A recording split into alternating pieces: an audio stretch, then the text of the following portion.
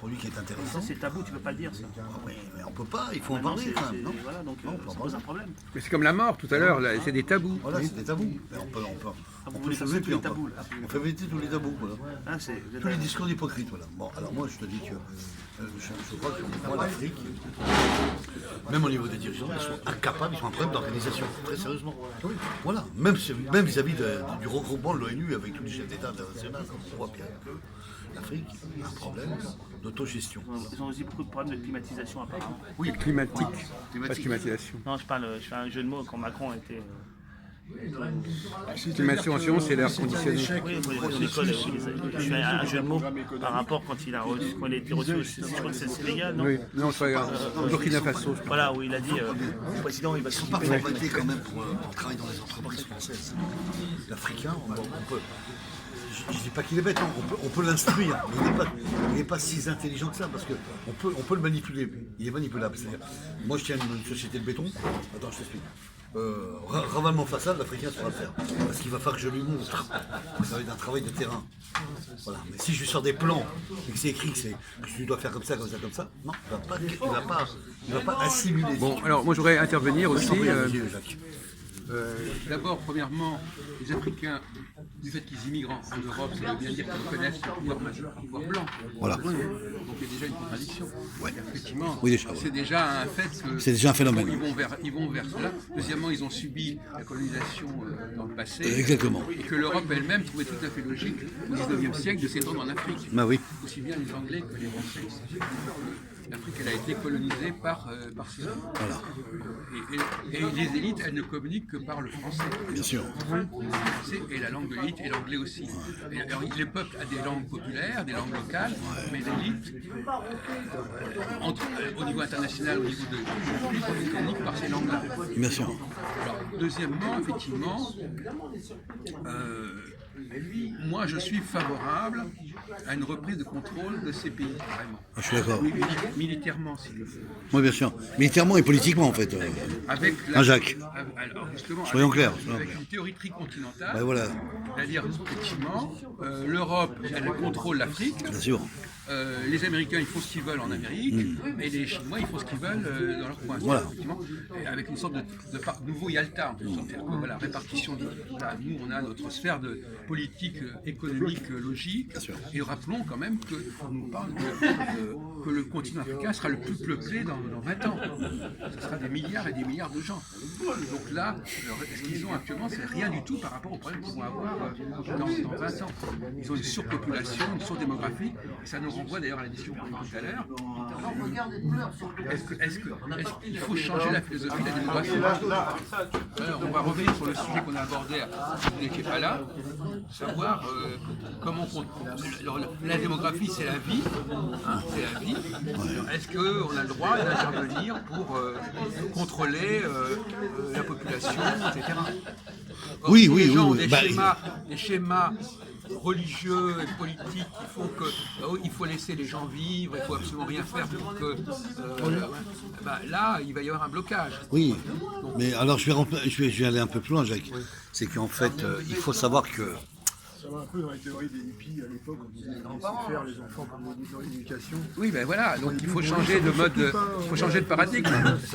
Moi, je voulais dire sur ce sujet-là, Jacques, j'ai l'impression que c'est vrai que l'Afrique, comme tu viens de le citer, sont quand même sous le contrôle de l'Occident, parce que quand on voit tous les voitures qui ont été exportées en Afrique, les anciennes voitures qu'on avait ici en France ont été exportées là-bas, les Africains s'en servent, sont donc déjà des consommateurs Des voitures d'occasion. Voilà, des voitures d'occasion de véhicules françaises.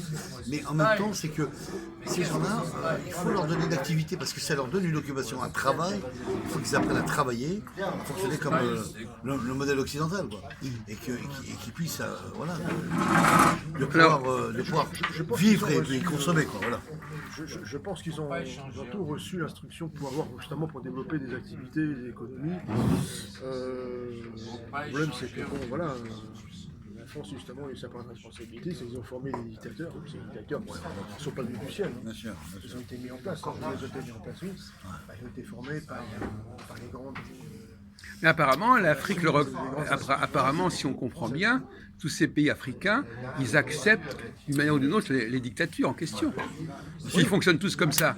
Donc quelque part, ils reconnaissent déjà qu'il y a le haut et le bas, il y a une hiérarchie. Donc ça fait partie déjà de quelque chose qu'ils acceptent politiquement. Donc s'ils acceptent ça, ils peuvent aussi bien accepter qu'il y ait aussi un pouvoir au-dessus. Dis-moi, je voudrais poser une question. Il y a une aliénation, c'est-à-dire qu'en fait, voilà, ils acceptent d'être... C'est une colonisation directe de fait. De la colonisation directe, ils se sont désengagés avec la décolonisation et maintenant ils colonisent de manière indirecte. On pourrait dire que la décolonisation ayant échoué, ayant montré les incapacités des gens qu'on a laissés indépendants, il faut faire le bilan. Ça pas échoué. C'est juste un changement de paradigme. Ils continuent à les tenir, mais ils ne les tiennent pas de manière directe, mais de manière indirecte, c'est tout.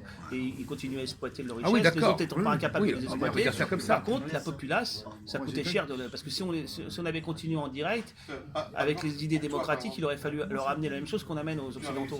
Et ça aurait coûté trop cher, tout ça. Donc, ils laissent crever les populations, ils ont mis des pouvoirs de fantoche, ils leur prennent les matières premières.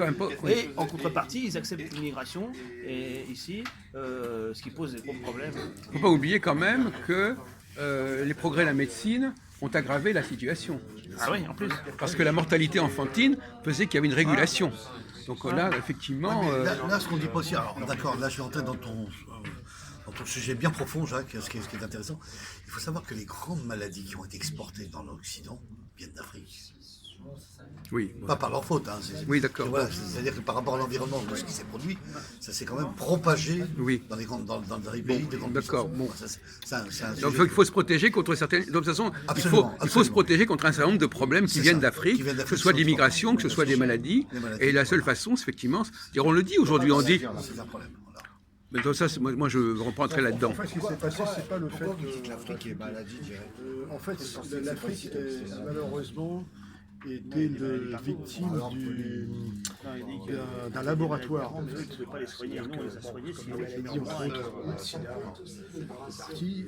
Ce qui s'est passé, c'est qu'il y a eu des manipulations. Mais ça, on le C'est sait, pas des ça, manipulations, depuis le départ, ça, depuis des expérimentations. Voilà. 1985. Voilà, exactement.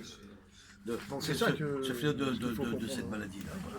Il n'y a pas que le sida, il y a eu d'autres maladies vénériennes qui ont médiatisées, quoi, c'est ça. La malaria, ces maladies-là, il y a encore d'autres microbes qui se sont propagés. Alors la question, on pourrait relancer la discussion en disant, est-ce que vous pensez au Frexit, par exemple? Ah, Brexit, voilà.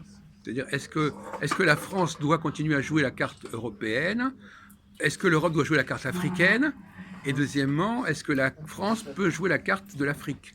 C'est-à-dire que, et le Brexit s'oppose aussi. Les deux grandes puissances coloniales qui ont eu des empires énormes toutes les deux, est-ce qu'elles ont intérêt à rester en Europe? Avec des pays, par exemple l'Allemagne n'a jamais eu de grandes colonies. Elle n'a jamais eu d'empire colonial en dehors de l'Europe. Il y a des pays dont l'histoire est limitée à l'Europe et des pays qui sont complètement sortis d'Europe. C'est notamment la façade atlantique, c'est-à-dire l'Espagne, la France, le Portugal, même la Hollande. Mais tous les pays de l'intérieur de l'Europe, ils n'ont pas de véritable histoire et de véritable destin colonial de toute façon. Donc ils ne peuvent pas être d'accord avec la mentalité française. C'est pas en adéquation. Ils ont une autre histoire, un autre destin, comme dirait Zemmour. Ouais. Et qu'est-ce que tu pourrais dire encore, Jacques, là-dessus? C'est-à-dire que l'Angleterre, forcément du Brexit, c'est un peu différent. C'est-à-dire qu'on ne peut pas faire un papier-collé avec la France, justement, son passé colonial. Mais le Brexit, c'est quoi, Jacques? Des relations avec... Laissons parler encore, Mathias. Je veux dire, ce sont les relations avec les anciens pays colonisés. C'est un peu différent, effectivement, parce que le Royaume-Uni était déjà une union économique. Donc il y avait une contradiction, il y avait un conflit d'intérêts énorme. Mais tu vois bien que... Entre le Royaume-Uni étant intégré dans l'Union européenne et les pays du Commonwealth, c'est-à-dire dans le monde, il y avait deux intérêts. Il y a un conflit d'intérêts énorme. Oui, on n'empêche qu'ils étaient un conflit d'intérêts, mais c'était quand même les deux grandes puissances coloniales. Bon, donc elles ont quand même aussi des histoires en commun. Elles ont aussi des intérêts en commun, quelque part. Oui. C'est-à-dire que c'est parallèles, mais en commun. Enfin, je veux dire qu'elles ont des logiques de développement qui sont communes En plus, elles ont toutes les deux une puissance nucléaire, alors que les autres pays européens ne l'ont pas. Donc ils ont une puissance coloniale. Bon. Et puis en plus, au niveau de la langue, c'est quand même deux langues très puissantes, là, le français et l'anglais. Oui, absolument. Évidemment. Elle avait centrale, mais je crois qu'elle avait la bombe américaine. Non, pas du tout. C'est une puissance nucléaire à part entière, l'Angleterre. Et ça aussi, Tu savais pas ça, Jean-Paul? C'est un détail, Je mais suis pas sûr. non, mais j'en suis certain. Ils avaient la technique, bien sûr. Mais je crois qu'ils fabriquaient pas eux-mêmes, ces Américains. Non, ils sont pas autonomes au niveau de la fabrication, ça c'est clair. Ils sont passés par les pays extérieurs pour acheter du matériel. Oui, le potassium, tout ça. Exactement. Uranium qu'on trouve d'ailleurs en Afrique. Oui. Mais donc il y a le problème de la langue. Donc finalement la question c'est de savoir est-ce que l'Europe, est-ce que la France peut convaincre l'Europe d'une politique vers l'Afrique, ou est-ce que c'est uniquement ou est-ce qu'elle doit jouer la carte africaine et l'amitié France-Afrique, on va dire. Et ne pas compter sur l'Europe qui a d'autres. Et en même temps, c'est important de comprendre qu'il y a une complémentarité entre l'Europe et l'Afrique. C'est toujours un problème de prise de conscience. La question est de savoir, mon cher Jean-Paul, si pour aborder le XXIe siècle, il ne faut pas changer de paradigme, il ne faut pas changer de système de valeurs, parce que si on reste avec des vieux systèmes de valeurs, sur la mort, on n'avancera pas. En disant ah oui ça c'est pas possible, etc. On va dans le mur. En tout cas l'Afrique elle va arriver à 3 milliards, je ne sais pas combien, c'est hallucinant. C'est lent. Et donc les gens disent on va pas savoir quoi faire avec ces gens-là. Bon, donc il y a déjà une peur du côté. Il y a un malaise qui se crée. Ils ont déjà peur. Alors il faudrait savoir qu'est-ce qu'ils vont faire. Certains disent il faut gérer la situation sur place déjà. Déjà des gens qui disent ça. Oui, c'est qu'en Nigeria, je crois que c'est ça qu'ils ont fait. Il faut gérer la situation et qu'ils ne continuent pas à nous envoyer, etc.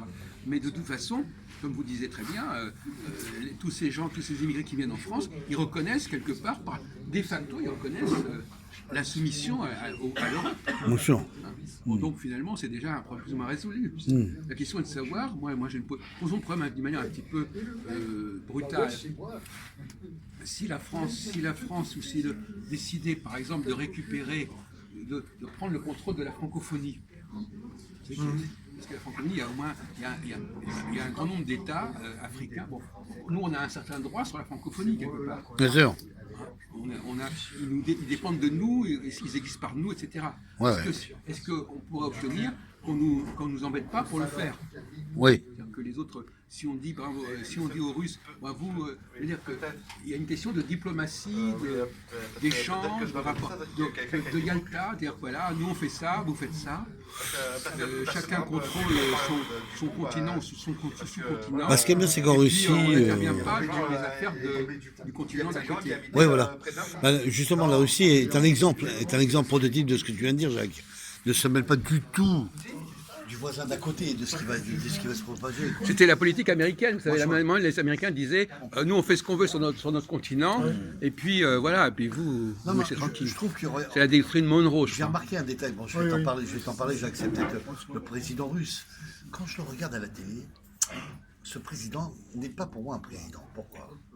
Poutine. Poutine, oui, parce qu'il ne va pas au-devant de la scène internationale et dans le jeu de rôle de l'Europe, quoi.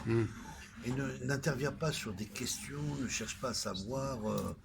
On sent qu'il y a une politique un peu trop réservée, un peu trop nationalisée chez lui, un peu trop, voilà. Je sens cet individu-là comme ça. Hein. On sent pas le bon rapport, par exemple. C'est pour ça que là, il va y avoir le 11 novembre 80 chefs d'État pour le 100e anniversaire de la Grande Guerre mondiale. Oui. On sent bien qu'on peut mettre Poutine dans le tas. C'est pas quelqu'un qui est réactif par rapport au sommet de l'Europe et du monde. Il y a pas de... La question qui se pose, pour vous parler de la question de la Russie, la question qui se pose, c'est de savoir si la France doit jouer sa carte particulière avec l'Afrique, ou si elle doit s'unir avec l'ensemble de l'Europe pour le faire. Voilà, c'est ça la stratégie. La stratégie est intéressante, ce que tu viens de dire, Jacques. Apparemment, moi je pense que moi je suis pour la deuxième version, Jacques. Je serais plus effectivement sur la deuxième. Oui, voilà, c'est ça. Puisse développer des échanges économiques, commerciaux. Là, on ne parle pas vraiment des échanges bilatéraux. Oui, mais ça ne suffit pas. il faut passer au plan politique, Plan politique, et presque ouais. militaire. Hein. Ouais, c'est ça. C'est pas uniquement Le économique. problème, Hein. le problème sûr, militaire, ouais. c'est-à-dire occupation, mais ça coûte très cher, c'est le problème. L'occupation militaire. Eh oui. Oui. Mais occupation C'est- militaire, c'est le marché suivant. il va y avoir une collaboration. Enfin, bon, la question, moi, personnellement, je pense que la seule solution, c'est une forme d'occupation militaire, avec où on contrôle exactement ce qui se passe, on les met sous tutelle, c'est vous qui disiez, sous tutelle. Sous tutelle, c'est-à-dire enfin, sous contrôle. On renoue la question des. On On a du constate. mal à les mettre en tutelle ici à l'intérieur, alors pour les mettre à l'extérieur. Mais non, mais justement, c'est lié. Alors Le maintenant, je vais contrôle- prendre un exemple. Le contrôle de l'immigration en France, il serait résolu si on arrive à contrôler l'Afrique. Attends, Jacques, Là, Jacques, ça serait Jacques, renversé. Jacques. L'immigration vient pas d'Afrique. Attends, Jacques, je vais poser quand même la question, je vais t'en parler, Jean-Paul, et tu vas me dire ce que tu en penses. Vas-y, Jacques. Moi, je veux te dire une chose, Jean-Paul. En 1995, l'Arabie Saoudite était un désert, monsieur. D'accord En quelle année? En 1995. En 1895. En 1995, Jacques. Il y a 20 ans. Oui, il y a 20 ans. Qu'est-ce que vous racontez? Quand tu permets, j'ai le droit de dire ce que j'ai envie de dire. Mais j'ai le droit de dire ce que j'ai Non, mais vu. il y a 20 ans. J'ai D'accord. vu, j'ai le droit de dire ce que j'ai vu. Voilà. Ok, tu me laisses parler Voilà. maintenant. Je suis fils d'industriel, je suis bien placé pour en parler. D'accord? En 1995, donc Dubaï est un désert. Tous les plus gros contrats mondiaux de tous les patrons qu'il y a eu, français, américains, anglais en même temps, dans chaque partie, dans chaque domaine, ils sont tous arrivés là-bas et ils ont construit Dubaï. Ouais. Voilà. Sous l'argent de l'Arabie Saoudite qui a autofinancé toutes ces constructions pour les entreprises, de chaque entreprise. Donc Dubaï a été construit finalement après. Voilà un exemple où l'Arabie Saoudite n'est pas sous tutelle de l'Europe ou de l'Occident de quoi que ce soit. Parce qu'ils savent entreprendre l'Arabie Saoudite. Et on voit bien que de l'autre côté, bon, qu'il y a de la misère, bien entendu, des pauvres comme partout. Là. Mais qu'en Afrique, ils ne sont pas capables de prendre des directives. C'est ça que je veux te faire comprendre. C'est ça Le que ça veut Saoudien dire. de souche, il reçoit des aides, il reçoit tout. Voilà. Les pauvres, c'est les mecs, c'est les trains de savate qui viennent travailler, des Voilà. étrangers, ils prennent les passeports. Et même des Européens Oui, ça, c'est vrai. qui se tiennent mal, ils prennent les Voilà, passeports. c'est ça, Mais c'est ça. les vrais Saoudiens de souche, C'est comme le Qatar. du grand seigneur au dernier, il reçoit des aides, il vit Oui, beaucoup mieux que mais toi, hein. ça va peut-être changer d'ailleurs. Ça va peut-être- Ouais, bah parce oui, que le Salman système, est en train de le changer. système est en train d'évoluer. Et c'est pour ça que peut-être que Salman, il va peut-être se faire déglinguer à un moment. Mais la question qui se pose aussi, la question qui se pose aussi, c'est de savoir si le monde arabe fait partie du champ européen. Alors, le monde arabe. Parce que le monde arabe, c'est quand même pas n'importe quoi le monde arabe. Non, c'est vrai. D'abord, ils sont blancs. Donc, le monde asiatique, ils sont plutôt noirs et jaunes. Donc, le monde arabe, ce qu'on appelle le Proche-Orient, Ouais. est-ce que ça fait pas partie de la sphère européenne d'influence? En partie, oui. Est-ce qu'on n'aurait pas intérêt à contrôler aussi cette région du monde arabe? Parce que le monde arabe, finalement, il n'est pas vraiment asiatique. Non. C'est- Il est Maghreb.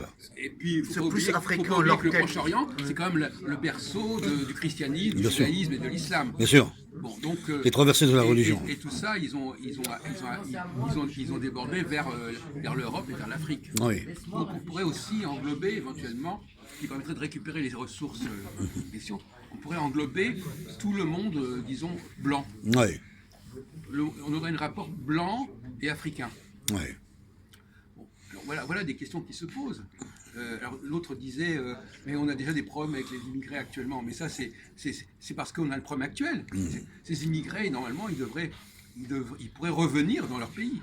Bien sûr. Ils pourraient revenir dans leur Mais si leur mettre pays est mieux organisé. à profit leur. Attends, laisse-le Mieux finir. organisé. Et Bien en sûr. plus, C'est ça, Jacques. ce qui est important, Ouais, c'est c'est qu'ils ça. peuvent constituer l'élite de ces pays. Bien sûr. C'est qu'en fin de compte, ces immigrés qui sont formés en Europe En Europe, pourraient servir de courroie de transmission c'est ça.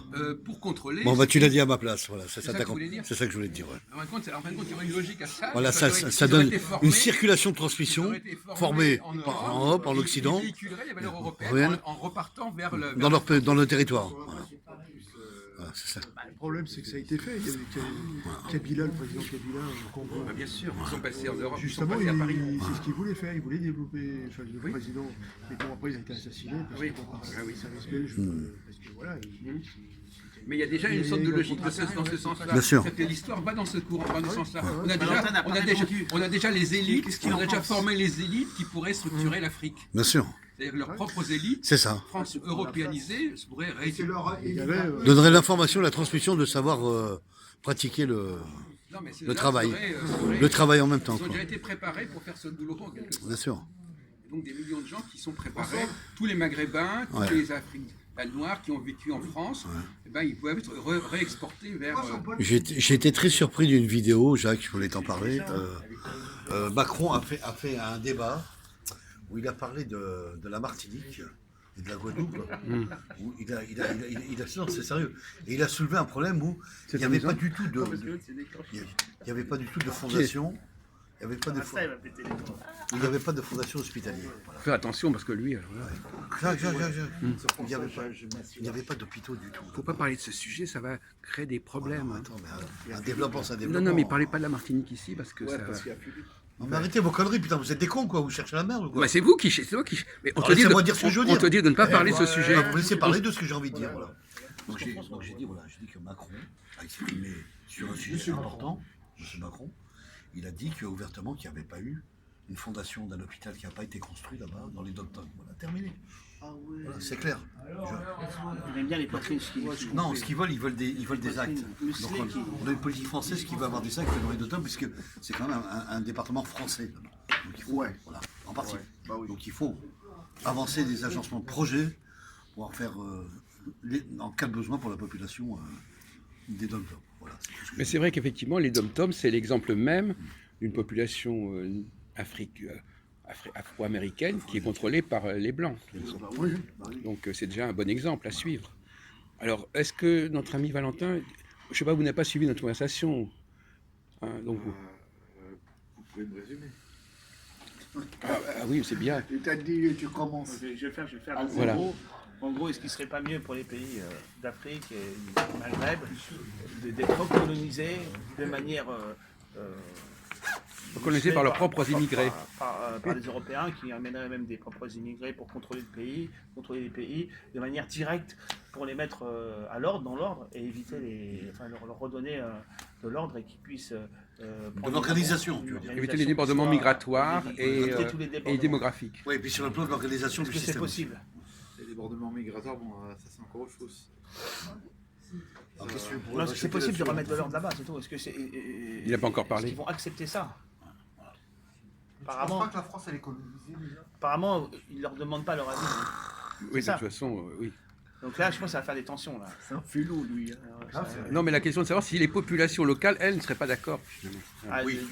Je sais pas. Ben, je pense qu'elles le seraient parce qu'elles en ont tellement marre de leurs dirigeants actuels que Oui, c'est ça. c'est pas du peut-être tout que- impossible. ouais, hein. Enfin, mais en même temps, nous aussi, on en a marre de nos dirigeants actuels. Oh putain. Bon, Non, pas moi, j'aime bien Macron. Oui, enfin, bon, c'est tout ce que vous avez à dire. toi, t'es un maghrébin de service. Bon, ça, c'est vachement intéressant pour l'instant comme Ouais. intervention. Pas terrible, hein. Enfin, vous n'êtes pas. Le niveau est toujours aussi bas, ça voilà. va changer. Non, non, si, mais là, vraiment, bon, Ça descend de plus en plus, plutôt. oui. À l'échelle de le baromètre est descendu. Hein. Excuse-moi, il va faire une minute de pub parce qu'il vend des vêtements là. Bon. Mais il est fort. Moi je veux les voir, il est fort. Je voulais rajouter Alors, une chose quand est-ce que même. vous faire avancer le schmilblick, s'il vous plaît? Bah, je vais faire avancer un bon chemin, c'est que les Maghrébins servent bien en France parce qu'ils tiennent des bars et des commerces dans le 18e, mais c'est des gens qui sont productifs et actifs. Donc les Arabes, c'est pas que des cons. Oh, bien parlé, bien parlé. Là, il t'a eu Je là. rajoute un peu un Il t'a sujet. cassé là. C'est pas des Arabes, c'est des Maghrébins. Peu importe, là. Enfin, peu importe de ce qu'ils sont. Oui, non, c'est pareil. Moi, je ne juge pas la race, je juge les actes et les faits. C'est un rebeu. Je juge les actes et les faits et les gens qui travaillent Comme ça. sur contribution du système français. Ah, il t'a cassé là. Bon.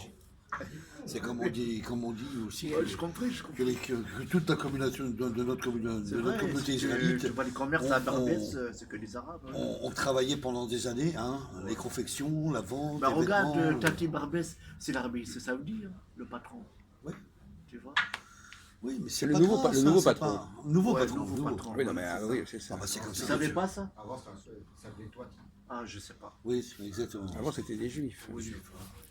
Mais c'est pas ça. Je veux dire, en juif, arabe, ça, Nous, on achète tout. il y a toujours une relation Toi, t'es pas saoudien. affairiste. Oui, je sais. Bah, oui. Affairiste et puis les rapports capitaux. Je veux dire, il y a toujours quand même Faut pas oublier quand même que sens des affaires. le monde arabe sans le pétrole, ça serait pas terrible. Hein. C'est clair. Donc, or, le monde, le C'était riche pétrole. avant qu'il y ait un pétrole là-bas. On a déjà poussé le monde arabe sans- Ils ont estimé, Comment ils le ont, monde arabe sans les Arabes. Sur le pétrole. Non, mais sur les- Jacques, ils ont estimé que les Qatars, comme ils sentaient qu'il y avait une diminution productive du pétrole, leur argent l'ont investi dans les secteurs capitaux français. Non, mais je veux dire que, ce que je veux dire par là, Vas-y, Jacques.